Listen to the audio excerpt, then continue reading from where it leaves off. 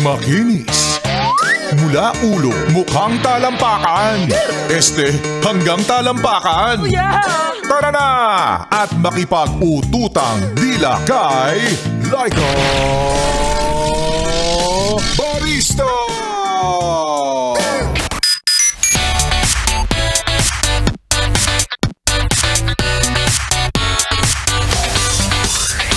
Grabe, paulan-ulan na naman.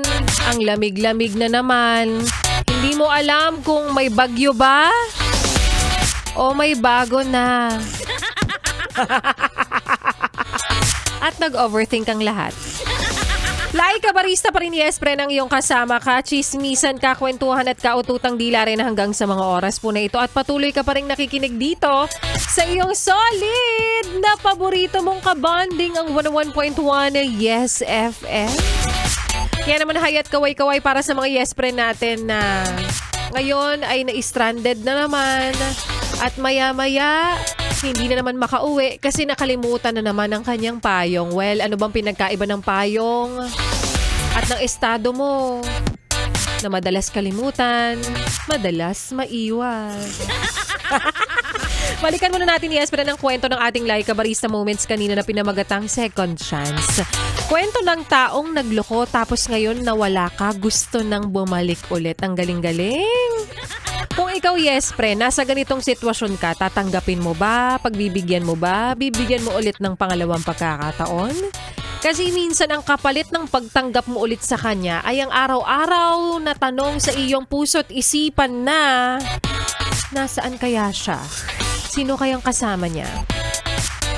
Ay, ginagawa na naman kaya niya, 'di ba? Sabihin mong hindi. Sa madaling salita, yes friend, bumabalik na naman o bumalik nga siya, pero yung peace of mind mo, hindi na talaga. Kaya kung kaya mong magpatawad, go! Pero hindi ibig sabihin na kailangan mong ibalik agad ang buong tiwala mo. Dahil again, ang second chance ay hindi po yan reset button. Pinaghihirapan ulit yan. At kung ikaw naman ay binigyan ng pangalawang pagkakataon dyan, ingatan mo naman, pahalagahan mo, alagaan mo at higit sa lahat, diligan mo. Diligan mo yung halaman sa bakuran nyo. Puro ka kasi, second chance, namatay na yung halaman ng nanay mo, hoy. Pero seryoso lang to, yes, friend. Hindi naman lahat ng bumabalik, syempre, deserve ng pagbigyan. At hindi lahat ng pinatawad kailangang mahalin ulit. Minsan ng second chance, hindi para bigyan ulit siya ng pagkakataon. Kasi minsan, para ito bigyan ng sarili mo ng pagkakataong piliin naman ang kapayapaan mo.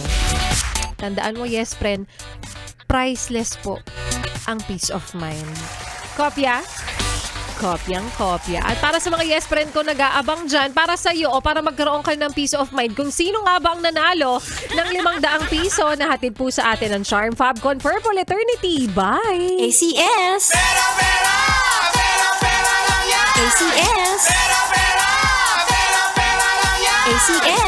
Para sa ating like katanungan kanina na, iba talaga ang bango ng Charm Fabcon Purple Eternity. Ano naman ang tawag sa taong hindi siya talaga ang problema pero ipilit niyang ang may kasalanan ay ikaw daw talaga? Is it A. Barker, B. Reporter, or C. Gaslighter? Alam mo, kahit ano dyan, basta gaslighter siya, pasok sa banga. Tamang kasagutan syempre, letter C, Gaslighter. Kaya naman congratulations sa ating yes friend na si Victor Lloyd Viquizo. Victor Lloyd Viquizo, ikaw ang nanalo ng 500 piso. Abangan mo lang yan na mag-reflect na agad-agad sa iyong e-wallet account. At para sa iyo, yes, pero na nag-aabang at umaasa na, Laika Barista, ang tagal-tagal ko nang sumasali, ba't hindi mo ba ako mapagbigyan? Lagi mong tandaan ang mga kasabihang aking binibitawan para sa inyo. Sabi nga ni Laika Barista, habang may buhay, may pagkain. Kain ka lang 3 beses sa isang araw para magkaroon ka ng lakas na umasa ulit sa darating na Lunes, yes friend, na sana ikaw na ang susunod na mananalo ng 500 piso na hatid po sa atin ng Charm Fabcon Purple Eternity by ACS! Pera lang yan! ACS! Pera lang yan! ACS! At para sa mga yes friend po natin na nag-aabang dyan sa darating na bukas po, uulitin namin, tayo po ay canceled muna na magpasaya para bukas sa ating fiesta. Abangan niyo po ang susunod na schedule namin, Yes Friend. Makinig lang sa programa ng mga DJs ng 101.1 Yes FM kung kailan po namin ulit kayo papasayahin. At ituloy pa natin, Yes Friend, ang pakikinig mo sa mga kantahan ko. Ngayong hapong ito, dito pa rin sa iyong solid na paborito mong kabanding at kasama ang 101.1 Yes FM.